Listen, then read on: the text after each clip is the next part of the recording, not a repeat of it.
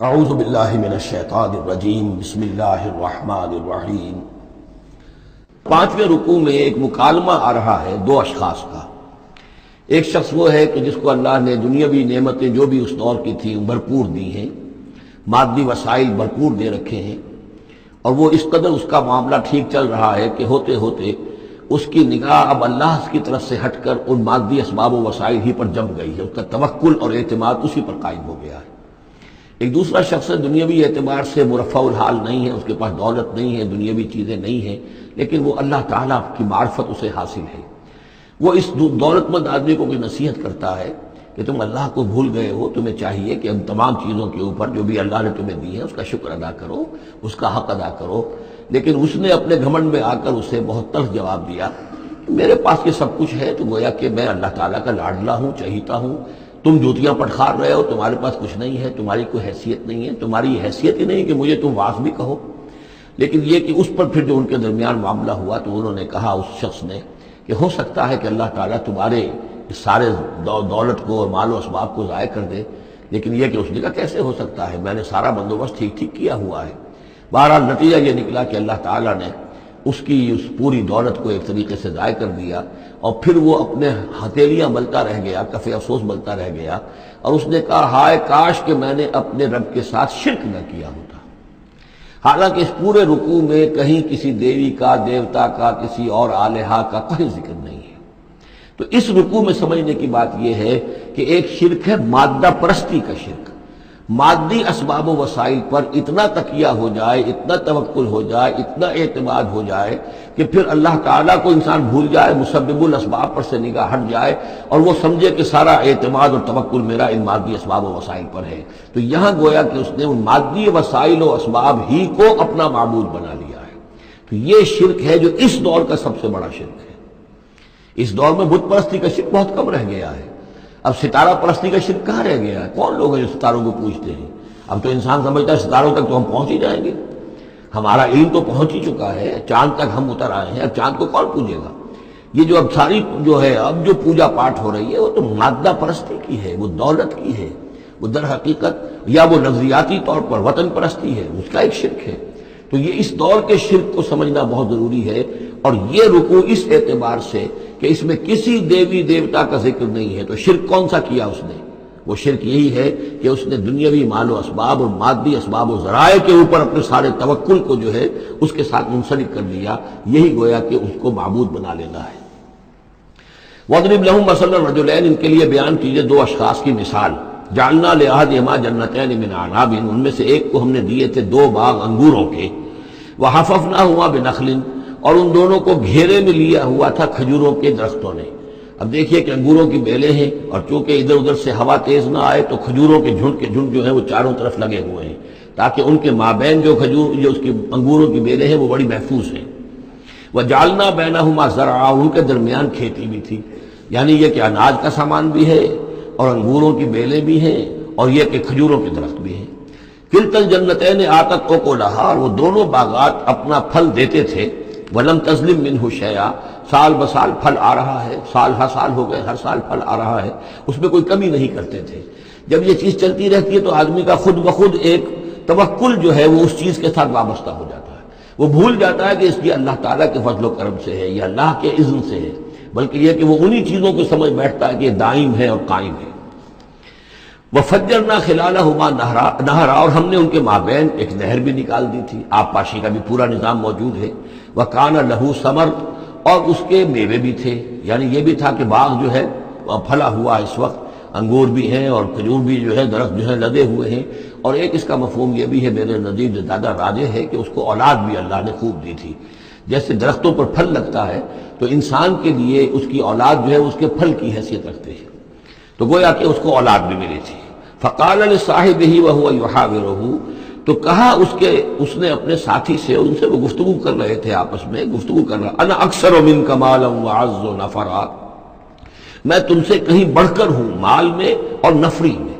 اب یہ نفری کے حوالے سے میں نے کہا نہ لہو ثمر، اس کے بیٹے بھی تھے، اولاد بھی تھی، تو اس کے حوالے سے وہ نفری کی بات نہیں کر رہا، میرے بازو بھی بہت ہیں۔ وَدَخَلَ جَنَّتَهُ، اور وہ داخل ہوا اپنے باغ میں، وَهُوَ ظَالِمٌ لِنَفْسِهِ، اور وہ اپنے جان پر ظلم کر رہا تھا، یعنی اسی گمراہی کے اندر مبتلا تھا، قال ما اظن ان تبید هذه ابدا، انہوں نے کہا میں نہیں سمجھتا کہ یہ باغ بھی کبھی اجڑ سکتا ہے۔ کیا مجھے دھمکا رہے ہو کہ اللہ تعالیٰ جو ہے کہیں تم میری یہ دولت سلب نہ کر لے؟ دیکھو میں نے کھجوریں کس حساب سے یہاں پر لگائی ہیں کہ کوئی اگر آئے بھی، کوئی باد سرسر آئے یا کوئی اور بھی ہوا کا تیز لو کے جھونکے آئیں تو وہ میری انگوروں کے بیلوں تک نہ پہنچے۔ یہ گویا کہ سینٹینلز کھڑے ہوئے ہیں، کھجور کے درخت جو ہیں وہ روک رہے ہیں۔ پھر میں نے یہاں پہ آبپاشی کا نظام ہے، میرے نہر چڑی ہوئی ہے۔ ما اظن ان تبید هذه ابدا، میں نہیں سمجھتا کہ میرا یہ باغ جو ہے کبھی ایک کے برباد بھی ہو سکتا ہے۔ وما اظن الساعة قائمة، اور یہ جو تم قیامت وغیرہ کی بات کر رہے ہو، اول تو میرا گمان نہیں ہے کہ کوئی قیامت کھڑی ہونے والی ہے۔ وما اظن الساعة قائمة، میں نہیں سمجھتا کہ یہ قیامت ہونے والی ہے۔ ہاں ڈکوسلے سے ہیں، کچھ بڑوں سے سنا تو ہے۔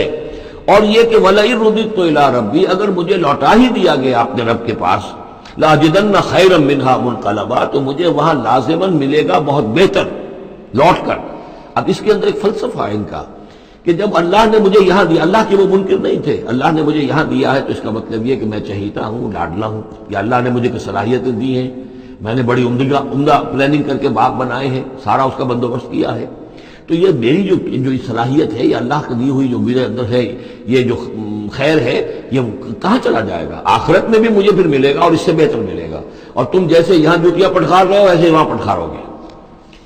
وَلَئِن رُدِدتُّ إِلَىٰ رَبِّي، اگر بالفرض ہو ہی گیا ایسا، لوٹا ہی دیا گیا میں اپنے رب کی طرف، لَأَجِدَنَّ خَيْرًا مِّنْهَا مُنْقَلَبًا، تو اس سے بھی بہتر مجھے وہاں پر ملے گا۔ قال لَهُ صَاحِبُهُ، اب اس اللہ کے بندے نے جو نیک بندہ تھا کہا اس سے، اس کے ساتھی نے، وَهُوَ يُحَاوِرُهُ، اور ان سے گفتگو کر رہا تھا، أَكَفَرْتَ بِالَّذِي خَلَقَكَ مِن تُرَابٍ، کیا تو نے کفر کیا اس ہستی کا جس نے تجھے مٹی سے بنایا، ثم من نطفہ، پھر گندے پانی کی بوند سے بنایا، ثم سواک رجلا، پھر تجھے ایک پورا انسان بنا کر کھڑا کر دیا۔ اب یہاں تجھے کفر کون سا کیا؟ یعنی یہ کہ وہ رب مان رہا ہے اللہ کو، اور رب کے ساتھ اس نے کسی اور کا ذکر نہیں کیا ہے۔ مطلب یہ کہ آخرت کا انکار در حقیقت اللہ کا انکار ہے۔ اگر تم آخرت کے بارے میں جو کہہ رہے ہو کہ نہیں میں نہیں سمجھتا کہ یہ کوئی ہونے والی بات ہے، تو چاہے تم اللہ کو اب اقرار کر رہے ہو، لیکن حقیقت میں اگر آخرت کو نہیں مانتے تو گویا کہ اللہ کا انکار ہے۔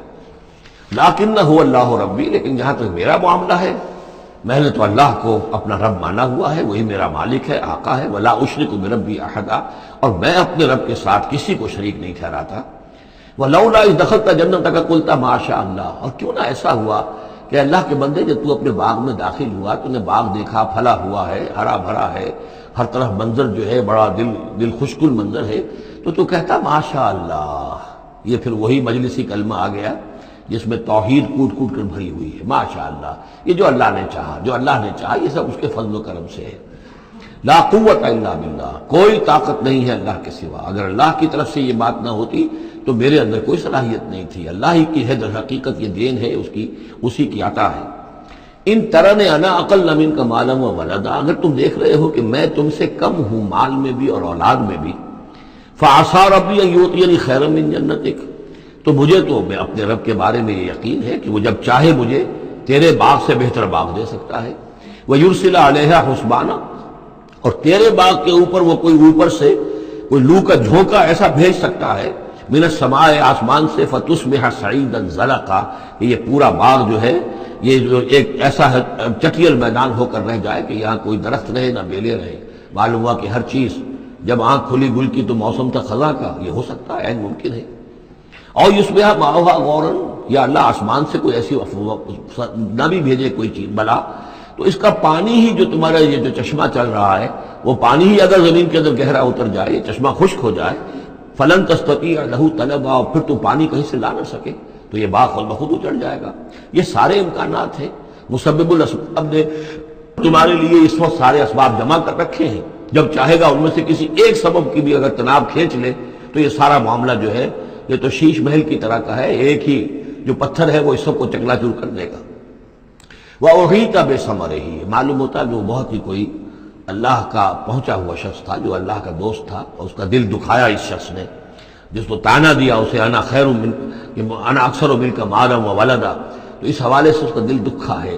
اور یہ جان لیجئے کہ کسی اللہ والے کا من عادى لي وليا فاذنته للحرب، تو ایک حدیث قدسی ہے، جو شخص میرے کسی ولی کے ساتھ دشمنی کرے پھر میری طرف سے اس کے خلاف اعلان جنگ ہے، تو اس نے چونکہ یہ دل دکھایا ہے۔ اور فارسی کا ایک شعر بھی بڑا مزیدار ہے کہ ہیچ قوم را خدا رسوا نہ کرد، تا دلے صاحب دلے نامد میں درد۔ کسی صاحب دل کے دل کو ٹھیس لگتی ہے، درد اس کے اندر پیدا ہو جاتا ہے، صاحب دل ہو، اللہ کی محبت اس کے دل میں ہو اور اسے ٹھیس پہنچے، تو تا دلے صاحب دلے نامد میں درد، ہیچ قوم را خدا رسوا نہ کر۔ قومیں بڑی رسوا ہو جاتی ہیں کسی ایک اللہ والے کی کہ دل جو ہے اس کی دل کو اگر تکلیف پہنچے تو وہی تب ثمرہ ہی، اس کا سارا ثمر سمیٹ لیا گیا۔ اللہ تعالیٰ نے جو کچھ اس کو دیا تھا وہ سلب کر لیا، باغ بھی ختم ہوا، اولاد بھی ختم ہوئی۔ فَأَصْبَحَ يُقَلِّبُ كَفَّيْهِ عَلَىٰ مَا أَنفَقَ فِيهَا، تو وہ رہ گیا اپنے ہاتھوں کو ملتا ہوا، اپنی ہتھیلیوں کو ملتا ہوا، جسے ہم کہتے ہیں کفِ افسوس ملنا۔ يُقَلِّبُ كَفَّيْهِ عَلَىٰ مَا أَنفَقَ فِيهَا، جو کچھ اس نے خرچ کیا تھا، انویسٹ کیا تھا، محنت کی تھی، کتنا عرصہ لگا تھا اس باغ کے پلاننگ میں، باغ کو اس نے لگایا تھا، کہاں کہاں سے پودے لایا ہوگا۔ ما انفق فیہا وہی خاویۃ علی عروشہا، اور وہ باغ جو ہے گرا پڑا ہوا تھا اپنی چھتریاں کے اوپر، کیونکہ جو انگور کی بیلیں ہوتی ہیں، وہ ٹٹیاں ہوتی ہیں، چھتریاں ہوتی ہیں، وہ سب اوندھی پڑی ہیں۔ وَيَقُولُ يَا لَيْتَنِي لَمْ أُشْرِكْ بِرَبِّي أَحَدًا، اور اس وقت وہ کہہ رہا تھا ہائے میری شامت، کیا کاش کہ میں نے اپنے رب کے ساتھ شرک نہ کیا ہوتا۔ اب یہ کون سا شرک ہے؟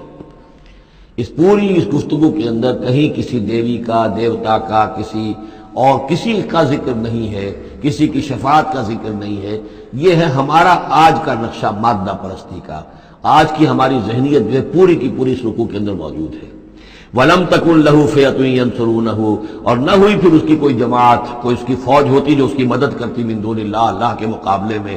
وَمَا كَانَ مُنْتَصِرًا، اور نہ ہی وہ اس قابل تھا کہ کسی سے انتقام لے، کس سے انتقام لے، سارا فیصلہ تو اللہ کی طرف سے ہوا ہے۔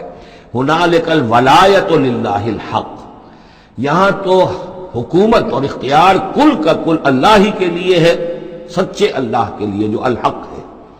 یہ ولایا ہے واو کے زبر کے ساتھ۔ والی کہتے ہیں حاکم کو، مالک کو والی، والی سے ولایا بنتا ہے۔ ولی کہتے ہیں دوست، پشت پناہ، اور اس سے ولایا بنتا ہے، ولایت باہمی۔ اللہ ولی الذین آمنوا یخرجہم من الظلمات الی النور، اور الا ان اولیاء اللہ لا خوف علیہم ولا هم یحزنون، یہ ولایت ہے واو کے زیر کے ساتھ۔ اور والی ہونا کسی کا، فلاں ملک کا والی فلاں تھا، یعنی وہاں کا حکمران تھا، بادشاہ تھا، تو یہاں کی بادشاہی، یہاں کا اختیار، هنالک الولایۃ للہ الحق، کل ولایت اللہ ہی کے حق میں ہے۔ هو خیر ثوابا و خیر عقبا، یقیناً وہی بہتر ہے انعام دینے والا، اور وہی بہتر ہے نتیجے کے اعتبار سے، عاقبت کے اعتبار سے۔ صدق اللہ العظیم۔